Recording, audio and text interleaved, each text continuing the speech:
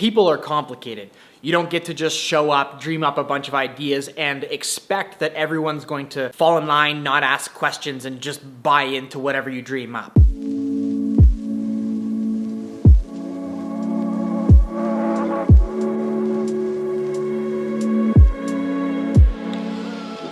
Today, I want to talk a little bit about company culture. So about 4 or 5 years ago, I was still working full-time in a marketing job that was a pretty good marketing job right out of school. I had great colleagues, my boss and management were good to me, but I do remember that as an optimistic, energetic, and quite naive young man, I thought that I had all of the answers to the tough problems. I thought if you want better performance out of your team, just pay them more or give them more autonomy. It's easy, simple as that. But now, in 2021, after 3 years as a business owner who is still relatively young, energetic, and naive, I've come to learn that building a strong company culture is really, really hard and takes a ton of energy, time, money. It takes a lot. A lot of skilled communication, a lot of hard conversations, a lot of really hard decisions. So today I want to talk a little bit about a few of the things that I've learned over the years, a few of the steps that we've taken and that we are currently taking to move in that direction of building a strong company culture, a few of the mistakes that we've made, and maybe a few of our longer term dreams and goals that we're working toward. One of the first, most important, and perhaps most obvious seeming lessons that I learned was that people are complicated. You don't get to just show up, dream up a bunch of ideas, and expect that everyone's going to fall in line, not ask questions, and just buy into whatever you dream up. You've got to communicate it, you've got to earn that trust and get people to buy in. I learned this right away with the very first person that I hired at 365, Gavin Hathaway. We had, and still do have, very different personalities and natural dispositions and styles of operating and doing business. So it's taken a lot of time and effort and communication to work through that and to land in a place where we're able to complement each other's best traits rather than step on each other's toes. And even though we almost killed each other a few times in those first few years because we were living together and working crazy hours, it was really important that we had that time together to work through those kinks and to get on the same page. And that brings me to one of the next big lessons that I learned, and that is that culture becomes a lot more difficult to build, steer, and maintain the bigger your company gets and the more that it grows. To this point, I can still say that I've been able to spend a considerable amount of time with each new team member that we've added, but given the fact that we all have a finite amount of time and energy, I am finding that the bigger and the busier we get, it becomes increasingly important to have done a great job of getting buy-in from our first couple team members because they're the people that are going to be driving that culture forward, and they're the people that our newest team members are going to be learning from through osmosis. With this, another thing that becomes increasingly important is systems and processes, and I suck at this. Fortunately for me and for our company, Gavin is very organized and very process-oriented and has been a great advocate for and champion of process within our company. We're also really set up in the fact that we have a lot of awesome advisors to our company in the form of mentors, some friends who have had their own success in their own arenas, and even in the form of a formal advisory board that is made up of some proven, accomplished, and established Canadian business leaders who have kind of been there, done that, have been through it, and we can learn from some of their findings, their expertise, and perhaps not have to make some of, or as many of the mistakes that they may have made. One of the most helpful tools that we've actually implemented is the EOS, or Entrepreneurial Operating System model from the book Traction by Gino Wickman. And I won't go into too many of the details of the book because it does get quite granular, but I will share a few of the biggest takeaways and most important components of that book that we've found for our business. I can say without a doubt that our 3 biggest takeaways have been the establishing of our company's mission or purpose or why, the establishing of our core values, there are 6 of them, and then our long-term goals over the next 10 years, where we actually plan to take this thing. Obviously, I can't just graze over those and not share a few details as to what those like missions, values, and goals are made up of, so I'll dive into those a little bit now. Our company's mission is pretty simple. It's to build community through creativity, and that speaks to our community more broadly in Halifax, in Atlantic Canada, in Toronto, our global community, but it also refers to our community within our company, our family. And next up are our company's core values.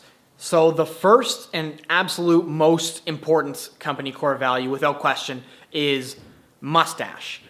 Everyone has to have a mustache, no questions asked, no exceptions, no beards. I'm obviously kidding. Our company's core values are as follows: professional discipline, respect and honesty, service and accountability, hunger, fun, creativity. I think for some, they might look at that and think it's a bit counterintuitive, because for a creative agency, shouldn't creativity be right at the top? And obviously we value creativity, and it's a big reason why we're able to win work and why we've had a relative degree of success so far. But we've really been pushing for a high performance workplace in many facets, and we feel like that professional discipline, that accountability, those things, they all precede the creativity. Creativity cannot be expressed in its fullest form if we're not prepared, if we're not disciplined, if we're not hungry, if we're not our best selves. So that's the reasoning behind that. And pertaining to the respect and honesty one, it's another that might seem obvious. Like, obviously you don't lie to people, or obviously you respect people around you, but it can be more complicated than that. There are silos that exist within certain companies for information, and when you have young people starting a new company, it can be really tough. There are conflicting interests, and I've honestly made the mistake of withholding information at certain times and have been bitten in the ass, and I've learned a lot from that, and I would hope that I've earned trust back from our team, but that's a really tough lesson to learn, and it takes a lot to bounce back from something like that. So it's something that I've paid a lot of attention to, and that I think we've done a great job of instilling in our organization.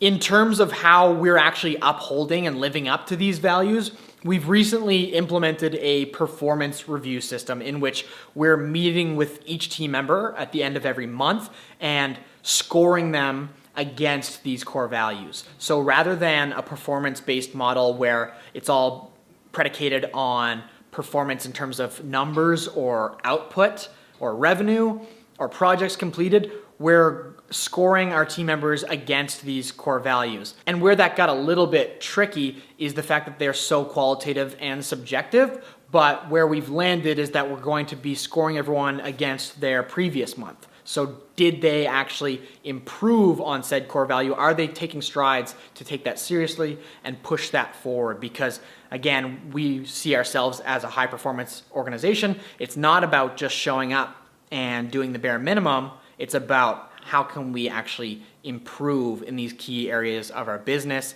And it's only been a short time, but I'm feeling really good about this system because rather than it just being focused again on those numbers or revenue or whatever, it's really all about getting buy-in on these values so that we can work toward our mission and toward those 10-year goals that we're all building towards. And speaking of those long-term 10-year goals, some of them are a bit private and I won't share on this video. They're kind of for us, but I will share the ones that I can. And the first on the list, which is one that I've dreamt of for a long time and is kind of one of the biggest ones, is that someday we would love to build a world-class community creative hub where we can empower and inspire our community in Halifax, in Atlantic Canada, to chase after their own dreams, to create awesome work and just do cool shit. And beyond that, we're really excited about the possibilities to build the resources and the capital to make really significant community impacts elsewhere, whether that's through philanthropy, whether that's through mentoring or programs, what have you. We've been really fortunate to be able to do that in some small ways already.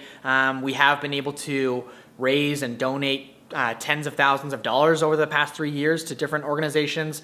A few of our major challenges in the business right now pertaining to building culture would really be hiring and the fact that we don't currently have a dedicated HR person to help us manage some of the complexities that come along with that. Hiring, I think, is one of the most difficult things for any business to do well. There are just so many things to consider. We really try to hire for fit with our core values, which means that we need to be really selective. Making this even more challenging is the fact that we are still such a new and young company, and we don't necessarily have all kinds of funds to just go out and throw at the most experienced talent, which means we have to be smart about how and when we identify the right talent, and it's oftentimes in the earlier stages of their careers. We also do need to consider diversity in its many forms when hiring, especially since we have happened to develop a pretty homogenous workplace to this point with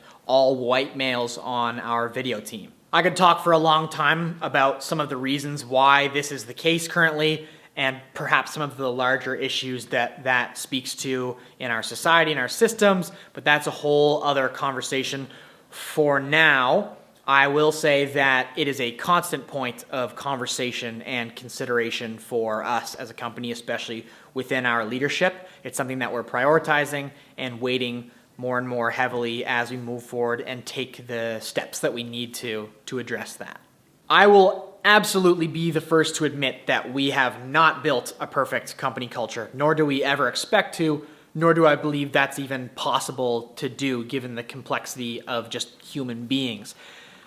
I will say that I'm extremely proud of the company and the culture that we have built so far, the steps and the strides that we've taken over the past 3 years, all the changes that we've made, the growth that we've experienced in so many different areas. And I continue to be extremely excited about what the future holds for our growing company and what might be possible for our team, for our culture, for our impact on our community. I'm having a blast. If you've made it this far, thank you so much for watching. If you have any ideas for future video topics or have any questions about our company culture, our processes, please feel free to leave a comment. That would actually mean the world to me. If you want to show some love and support, hit the like button, maybe the subscribe button if you want to keep watching. Send in lots of love. See you next week.